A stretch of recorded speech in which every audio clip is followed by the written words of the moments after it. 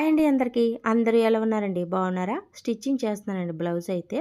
అయితే మనం కొత్తగా టైలరింగ్ నేర్చుకున్నప్పుడు బ్లౌజులు అస్సలు సెట్ అవ్వవు కదా! అలాంటి సమయాలు మీకు ఎదురయ్యే ఉంటాయి. నాకు ఎదురైనయి. ఆ విషయాల గురించి చెప్పుకుందాము. అయితే టైలరింగ్ నేర్చుకున్నప్పుడు మనం ఎక్కడైతే నేర్చుకుంటామో అక్కడ టైలరింగ్ వచ్చేస్తదనుకుంటే చాలా పొరపాటు. నేనైతే బయటే నేర్చుకున్నాను టైలరింగ్ అని చెప్పాను కదా! నిజానికి నాకైతే టైలరింగ్ అక్కడ అస్సలే రాలేదు. నాకు ఇప్పటికీ గుర్తుంటది. ఎందుకంటే నేను బ్లౌజులు ఎక్కువ చెడగొట్టేసి వాటిని మళ్ళీ రిపేర్ చేయడం చాలా బ్లౌజులు చేశాను అలాగా. దానివల్లే నాకు టైలరింగ్ వచ్చిందని కరాఖండిగా చెప్పగలను నేను. ఎప్పుడైతే రాంగ్ చేసి మళ్ళీ దాన్ని కరెక్షన్ చేస్తామో అప్పుడే మనకి అది ఇంకొకసారి రిపీట్ కాకుండా అది ఎలా చేయాలనేది మైండ్లోకి ఫిక్స్ అయిపోద్దనమాట.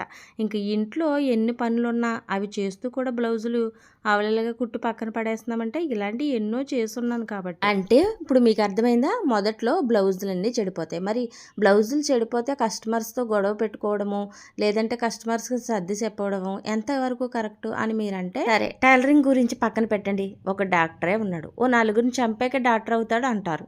అలాగే ప్రయోగాల గురించి చెప్పుకోండి. ఒక 6, 5 ప్రయోగాలయ్యాకే ఓ 10వ ప్రయోగంలో సక్సెస్ అవుతది. ఇవన్నీ మీకు ఎందుకు చెప్తున్నానంటే, ఆ తత్వం అనేది మరి ఎలా వస్తది?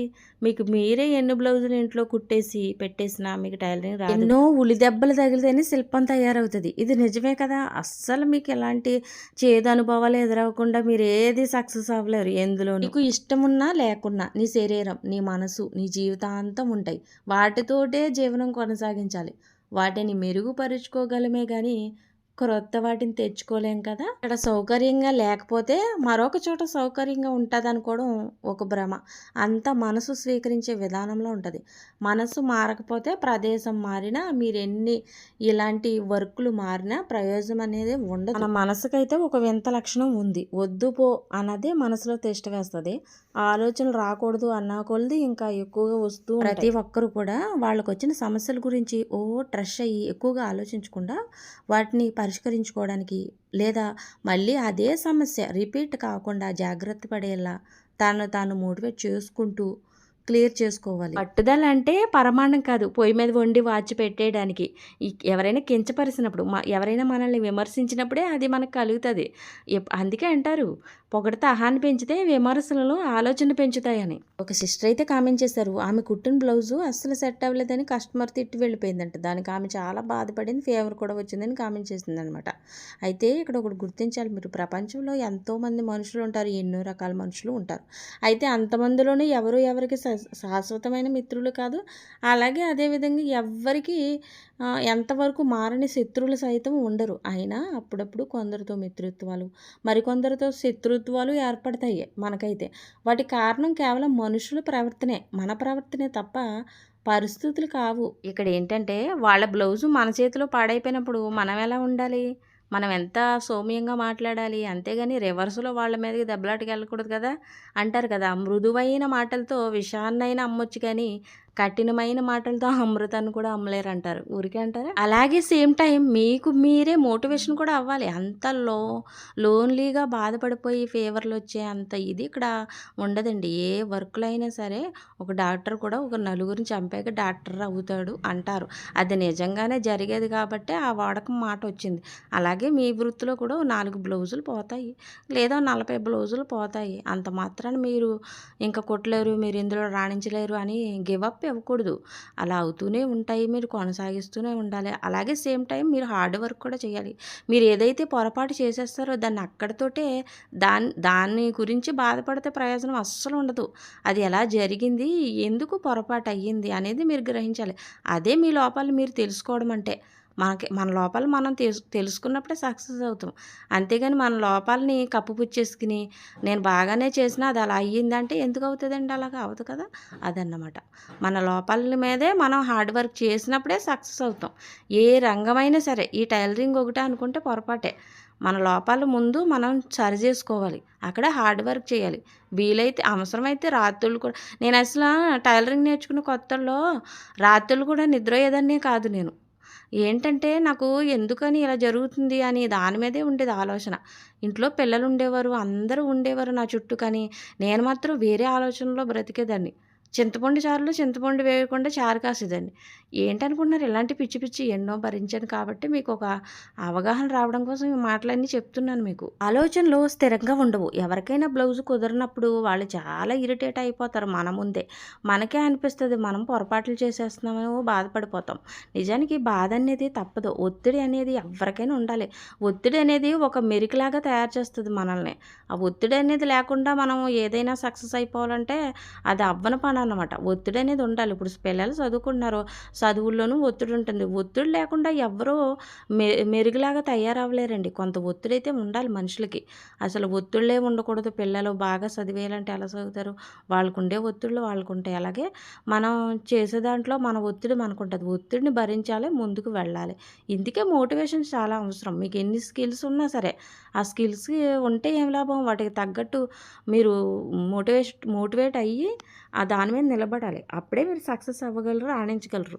అంతేగాని మీ దగ్గర ఎంత స్కిల్స్ ఉన్నా కొట్టి పడేసే పద్ధతి ఉంటే మీకెంత టాలెంట్ ఉన్నా అది వృధా అయిపోద్దనమాట. ఏ రంగంలో అయినా మీరు చూడండి, విజయం సాధించిన వారిలో అధిక శాతం సామాన్య కుటుంబాల నుండే వస్తారు.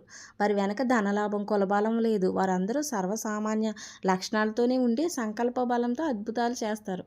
విజయం అనేది మాత్రం అదృష్టం కాదని, పూర్వం జన్మ సుకృతం కాదని విజయం సాధించిన వారందరూ చెప్తారు. విజేతలు సమస్యలకి పరిష్కారం ఆలోచిస్తే పరాజితులు సమస్యలతోటే సతమతం అవుతారు. విజేతలకు ఒక ప్రణాళిక ఉంటుంది. పరాజితులకు అసలు ప్రణాళికే ఉండదన్నమాట. విజేతలు నిబద్ధత గల నిర్ణయాలు చేస్తే పరాజితులు పనికిరాని వాగ్దానాలు చేస్తారు. విజేతలు తమ కళలకు రూపమిస్తే పరాజితులు పగటి కళల్లోనే కాలం గడిపేస్తారు. మీ వృత్తిలో కొత్తవారు కొత్తగా నేర్చుకున్నప్పుడు కొన్ని బ్లౌజులు అయితే పాడు అయ్యుండొచ్చు. అలాగే ఏ వృత్తులైనా వారి వారి వృత్తుల్లో వాళ్ళ తప్పులు చేసి ఉండొచ్చు. చేయకుండా ఎవరు సక్సెస్ సాధించలేరనే కదా మనం చెప్పుకున్నాము. అయితే ఇవన్నీ చేసాక కదా వాళ్ళు సేవలు అందిస్తున్నారు. సేవలు అందిస్తున్నారు అంటే ఊరికనే మీరేమి సేవలు అందిస్తున్నారంటే ఊరికనే చేసే వీటినే సేవలు అందిస్తున్నాం అనరు. అది చాలా తప్పే నిజానికి. డబ్బులు తీసుకునే కార్మికులు ఉంటారు. వాళ్ళు మరి డబ్బులు తీసుకునే కదా పని చేస్తున్నారు. అలాగే మనం డబ్బులు తీసుకునే కుడుతున్నాం. అయినా కానీ ఇవి సేవల లెక్కలోకే వస్తాయి. ఎందుకంటే ఈ వృత్తిని మనం డబ్బు వస్తుంది పోతుంది, కానీ ఈ వృత్తిని కొనసాగిస్తూ ఉంటామే. మనం ఒక మనిషికి దుస్తులు కుట్టిస్తున్నాం అంటే ప్రతి ఒక్కరూ వాళ్ళ వృత్తిని మానకుండా నిరంతరం సేమ్ టైం కుడటం వల్ల అది సేవలు అందిస్తున్నట్టే లెక్క.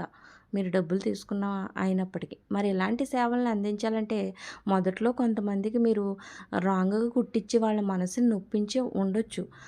ఇలాంటివి అవుతాయి, తప్పవు. మరి ఒక వృత్తి నిలబడాలంటే తప్పదు కదా, ఇలాంటివి జరుగుతూ ఉంటాయి. ఇటు మన కష్టం మీద కుట్టిన వీటితో డబ్బులతో మనము బతుకుతాము, అటు వాళ్ళ అవసరాలు తీరుతాయి. ఇవే సేవలంటే. డాక్టర్లైనా లేదంటే పెద్ద పెద్ద కార్మికులైనా చేసే పనుల్ని సేవలుగానే అంటారు. సేవలు అందిస్తున్నారు అంటారు. కానీ ఊరికనే కాదు కదా, వాళ్ళు జీతాలు తీసుకుంటారు. ఇదన్నమాట. ఈనాడు ప్రపంచంలో ఉన్న ఏ వస్తువు కూడా ప్రయోగశాలలో మొదటిసారే విజయం సాధించలేదనే సత్యాన్ని గుర్తించండి. నా కర్మ, నా దురదృష్టం, నా జాతకం, నా ఇంటి వాస్తు బాగోలేదు వంటి డైలాగులు మీ విజయాలకి అడ్డుగోడలుగా ఉంటాయని నమ్మండి. మార్పు, కూర్పు, చేర్పు, నేర్పు, ఓర్పు, తీర్పు ఇవన్నీ ఆచరించిన వారు ఏ రంగంలో అయినా విజయం సాధించడమే కాదు, విజయాన్ని అలవాటుగా మార్చుకుంటారు. నీ ఆలోచనలను ఒక హారంగా కూర్చి పేర్చి తర్వాత దానికి అవసరమైన కొత్త అవకాశాలని చేర్చుకోవాలి. చెయ్యబోయే పనిని ఏ విధంగా, ఏ పద్ధతిలో, ఏ కోణంలో చేయాలో తగిన సలహాలను కూడా నలుగురిని తెలుసుకోవాలి కూడా అడిగి.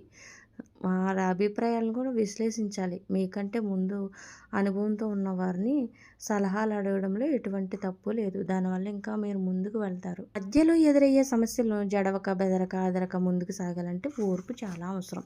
సో ఓర్పు, సహనంతో ఏ పనైనా సాధించగలము. అలాగే సేమ్ టైం మనకి పట్టుదల అనేది ముఖ్యమన్నమాట. ముందుగా మనలోని లోపాలను మనం తెలుసుకుంటే మన ప్రవర్తనే మారిపోతుంది. దాంతో మనం ఎక్కడ తప్పు చేస్తున్నామో తెలిసిపోతుంది. దాన్ని బట్టి విజయం మన ముందుకు వచ్చి వాళ్తుంది. బాగా పనిచేసేవారు ఎవరైనా సరే తమ పనిముట్లని ఎప్పుడూ తప్పుపట్టరు. తమలోని లోపాలనే తెలుసుకుని సరిదిద్దుకుంటారని గమనించండి. ఇదిగోండి ఫైనల్గా బ్లౌజ్ అయితే స్టిచ్ వేస్తాను మీతో కొంచెం మాట్లాడుతూ. ఇదిగోండి కొంచెం ఎక్కువ వచ్చింది. మనం కుట్టిన బ్లౌజే ఎక్స్ట్రా వచ్చిందనమాట, ఒక 1/2 ఇంచు. ఇక మధ్యలో నడుము కొలత కూడా చూసేస్తున్నాను చూడండి. ఈ నడుము కొలత కూడా కరెక్ట్గా సరిపోయిందండి. ఇంకా తర్వాత చంక కొలతలు చూస్తానన్నమాట. ఇక్కడ చాలామందికి లాస్ట్లో ఈ కుట్లు సెట్ అవ్వన్నమాట. మీరు ఆది బ్లౌజ్కి మీరు కుట్టిన బ్లౌజులకి సరిపోవు. ఎందుకు సరిపోవని చాలామంది కన్ఫ్యూషన్ అవుతారు కొత్తగా టైలరింగ్ నేర్చుకునే వారికి. నిజానికి మీరు ఇక్కడ ఒకటే తప్పు చేస్తున్నారు. ఏంటంటే మీరు తీసే మెజర్మెంట్లు తక్కువైనా ఎక్కువైనా మీరు లాస్ట్లో ఫిట్టింగ్ కుట్టు చూసినప్పుడు చాలదని తెలుసుకోండి. మీరు ఫస్ట్ కటింగే మెయిన్ అన్నమాట. మీరు మంచి కొలతలతో కట్ చేసిన బ్లౌజు ఎంత చిరాగ్గా ఉన్నా మీరు కుట్టినప్పుడు అది సెట్ అయిపోద్ది. అంతేగాని కటింగ్లోనే మీరు కొలతలు రాంగ్ చేశారంటే మీకు ఫిట్టింగ్ కుట్లు కుదరవు. ఆ పర్సన్కి బ్లౌజు అస్సలు కుదరదని గుర్తుపెట్టుకోండి. మరి టైలరింగ్లో మీకు ఎదురైన చేదు అనుభవాల్ని మీరైతే కామెంట్ చేయండి. లాస్ట్ వీడియోకి అయితే చాలామంది సిస్టర్స్ అయితే కామెంట్ చేశారు. నేను అన్నీ చదివాను. అందులో ఒక సిస్టర్ అయితే నేను ఒక ఆమెకి మెడ సరిగ్గా కుట్టలేదండి, ఫిట్టింగ్ బాగా రాలేదని తిట్టుకుంది. కానీ తర్వాత నేను మానకుండా పట్టుదలతో మళ్ళీ మంచిగా ఇంకొక 4 కుట్టినప్పుడు చాలా బాగా కుదిరినాయి. నేను ఎక్కడ లోపం చేశానో ముందు దాన్ని నేను నేర్చుకున్నాను. ఆ తర్వాత నేను పర్ఫెక్ట్ అయ్యాను అనేసి కామెంట్ చేశారు. చాలా సంతోషం అనిపించింది. ఇదే నేను చెప్పాలనుకున్నది మీకు. గివప్ ఇవ్వకుండా మీరు ఎక్కడ రాంగ్ చేస్తున్నారో దాన్ని సరి చేసుకోమని మీకు చెప్పేది నేనైతే. సేమ్ టైం మీలో ఉన్న లోపాలు మీరు సరి చేసుకోవాలి. ఓకే, అలా కాకుండా మీకు ఆల్రెడీ కావాలని వంకలు పెట్టే వాళ్ళు కొంతమంది ఉంటారు. అలాంటి వాళ్ళకి దూరంగా ఉండండి దయచేసి. మీరు ఎంత పండితులైనా మేనేజ్మెంట్ కోర్సులు ఎన్ని చదివినా ఒక్కసారి వివేకం, పట్టుదల, విశ్రాంత పోరాటం, భవిష్యత్తుని పసిగట్టే మనస్తత్వం ఉండకపోతే మనుగడ కష్టం. ఫైనల్గా విజయం అనేది యాక్సిడెంట్లుగాను రాదు, అదృష్టం అంతకన్నా కాదు. విజయానికి రహస్యం కృషి, దీక్ష, పట్టుదల, శ్రమతో కూడిన వైఖరి అని అనుభవించిన వారు ఆల్రెడీ మనకి చెబుతూనే ఉంటారు. స్వయం కృషితో పైకి రావడం వలన జీవితం విలువ తెలుస్తుంది. ఎటువంటి ఒడిదుడుకులైనా తట్టుకోగలుగుతాం. ప్రసవం ఎంత బాధగా ఉన్నా బిడ్డ జన్మించాక తల్లి పొందే ఆనందం అంతా ఇంత కాదు కదా. సముద్రంలో ఎన్ని ఆటలు పోట్లు ఉంటే నావికుడు అంత ప్రావీణ్యం సాధిస్తాడు. ఇవన్నీ మనం మోటివేషన్కు ఉపయోగపడే మాటలే. ఇవన్నీ తెలుసుకుంటే మంచిదే. కొత్తగా టైలరింగ్ నేర్చుకున్నవారైనా అలాగే నేర్చుకుని ఆల్రెడీ బయట బోటిక్లు కానీ షాపులు కానీ తెరవాలనుకునే వారికైనా ఈ మాటలు ఎంతో ఉపయోగపడతాయని నేను అనుకుంటున్నాను. తప్పకుండా మీరు మోటివేట్ అయ్యి మీ జీవితంలో రాణించాలని, ఈ వృత్తిలో కొనసాగించాలని కోరుకుంటున్నానండి. ఇదండి ఈరోజు వీడియో అయితే. ఏమనిపించిందండి మర్చిపోకుండా కామెంట్ చేయండి. అలాగే మీరు ఎవరైనా కొత్తవారు నా ఛానల్ చూస్తుంటే తప్పకుండా సబ్స్క్రైబ్ చేసుకోండి. మీకు అన్ని విధాలా మోటివేట్గాను అలాగే చక్కటి కటింగు, స్టిచ్చింగు నేర్పిస్తూ ఉంటాను. మన వీడియో ఎప్పటికప్పుడు రోజు విడిసి రోజు పోస్ట్ చేయాలని అనుకుంటాను. కానీ ఈ మధ్యలో మా పెద్ద అబ్బాయికి 10th క్లాస్ పబ్లిక్ అయిన కాంచి మళ్ళీ వాడిని కాలేజీలకి జాయిన్ చేయడం తీసుకెళ్ళడం వల్ల నాకు టైం కుదరక నేను అనుకున్నా చేయలేకపోతున్నాను అనమాట. కానీ మేబీ నేను ఫ్రీగా ఉన్నప్పుడు మాత్రం రోజు వీడియోలు అప్లోడ్ చేస్తూనే ఉంటాను. నా ఛానల్ని వాచ్ చేయండి. కొత్తవారు సబ్స్క్రైబ్ చేసుకోండి. ఫైనల్గా బ్లౌజ్ అయితే రెడీ అయిపోయిందండి. ఇది పెద్ద సైజ్ అన్నమాట బ్లౌజు. ఇక చేతికుట్లు వేసుకోవడమే. మెడ కూడా చిన్నదన్నమాట. ఇదండి ఈరోజు వీడియో అయితే. మర్చిపోకుండా లైక్ చేయండి. మరో మంచి వీడియోతో మళ్ళీ కలుద్దాం. ఉంటానండి. బాయ్.